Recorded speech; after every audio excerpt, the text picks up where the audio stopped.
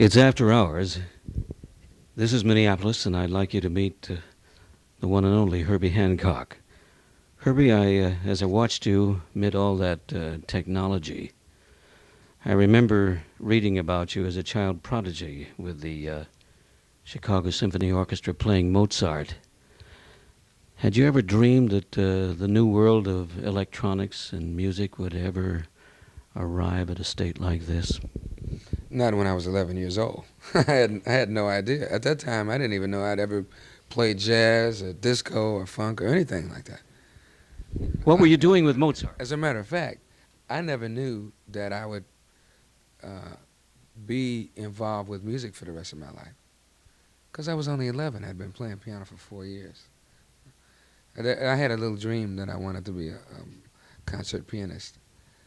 But when you're 11, at least when I was 11, my aspirations didn't have much water at that time. Have you thought at all about the symphony lately? It's funny you should mention that, because lately I've been thinking about two things. One is the fact that I haven't done a lot of work with large orchestral settings like symphony orchestras. And the other thing is I haven't done much work with dance. And I was just kind of thinking that I want to get to that in the next, maybe not the next few years, but in the not too distant future. I'd like to involve myself in both projects. Meantime, you're living in this world of new instrumental technology, and there's just a variety of synthesis there from the world acoustical as you used to know it. How does it fit into your scheme of things now as far as composition and just improvisation? Well, when I first got involved with music, the instruments that were available at the time were, of course, acoustic instruments. And so the sounds I heard in music were based off of those instrumental acoustic sounds. Then I heard some contemporary classical music. I heard John Cage and some other composers writing for prepared piano. And then so I heard other sounds that aren't normally associated with the regular classical literature in music. And it turned me on to the idea that instruments are for the creation of sound. It's not the other way around, that sound is for the instruments. The instruments are the tools for the sound. So if sound is the thing that you're going for, why can't those sounds be expanded? Well, the technology wasn't available at that time for that type of expansion, but as the music developed and in many ways got farther out, and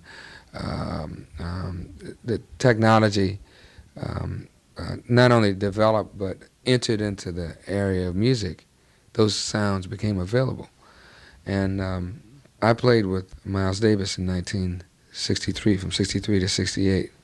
And about 67, during one of the recordings that I made with Miles, there was an electric piano in the studio, which I thought was a toy at the time. And I asked Miles, well, what do you want me to play? And he says, I want you to play that. And he's got that's the kind of voice he had. Anyway, so you mean that little toy over there? He said, yeah. So anyway, the first time I even touched this, it was a Fender Rhodes piano. I loved the sound of it. And it really taught me something, because I had a prejudice against an instrument that I had never even played before. And I've been trying to watch that in myself ever since then. You know, being careful not to condemn something that I don't know anything about. Is there a danger here sometimes dealing with some principle that I heard expressed called toys and technology, when you have all of this technology at hand, to just simply go wild and play with it? But isn't that also a part of experimenting? Oh yeah, that can happen. I think what happens when new anything comes in, at first everybody's very cautious, and then they overdo it. But eventually, the people involved with this, whatever this new thing is, wind up finding a space that's right, that's comfortable, that has meaning.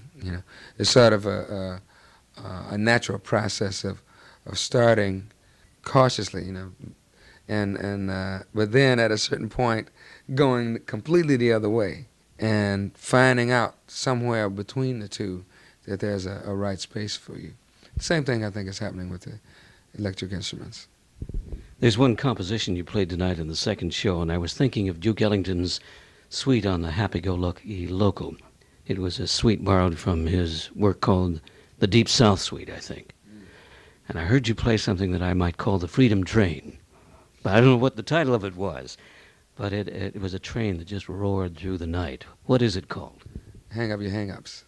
Yeah, I had exactly the same feeling. It sounded like a train, and it just kept going or kept coming. I don't know, one or the other. and it got more and more and more intense. That song came out that way today for the first time. What you heard was something that was improvised. The song has a certain form or a certain direction, but how it comes out is for the most part improvised. And of course, with all the tools at command, your instrumental tools, it had an intensity that was so different from the acoustical sound of Ellington and his gentle view of how to convince and persuade people that there's a better way. Oh yeah.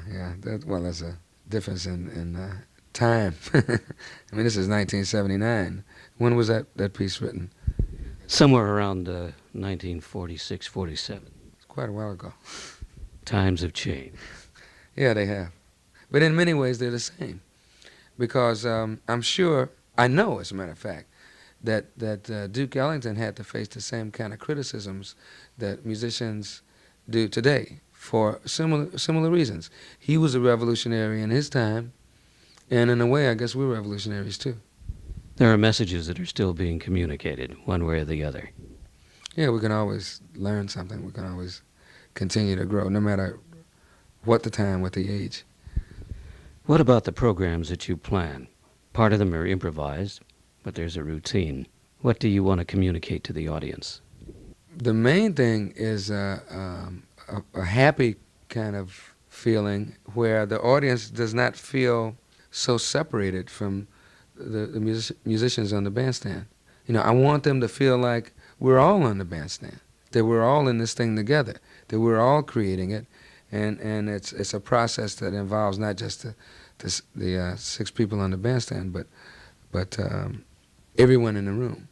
I know you were reaching out. You actually marched into the audience, and that was a part of that communication, wasn't it? Yeah, because people are shy. They're not used to being in that type of situation. Especially, my reputation is as a jazz musician, and people are accustomed to sitting down listening to what I'm doing, and not accustomed to getting involved in that type of overt way like they did today.